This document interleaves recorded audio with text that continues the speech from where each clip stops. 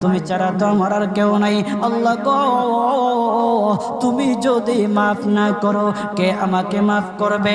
তুমি যদি মাফ না করো কে আমাকে মাফ করবে? তুমি যদি আমাকে মাফ করো তাহলে তোমার কোনো দিকে কমবে না, তুমি যদি আমাকে মাফ না করো তোমার কোনো দিকে বাড়বে না। আল্লাহ গো, তুমি আমাকে মাফ করে দাও। সারাটা জীবন অন্যায় কাজ করেছি, সারাটা জীবন নাফরমানি করেছি, আমার কাছে কালেমার দাওয়াত কম আসে নাই, আমার কাছে কালেমার দাওয়াত কম আসে নাই, আমাকে লোকেরা কম বোঝায় নাই। ওগো আল্লাহ, তুমি আমাকে মাফ করে দাও। মাফ না করলে কোথায় যাব, কার কাছে যাব?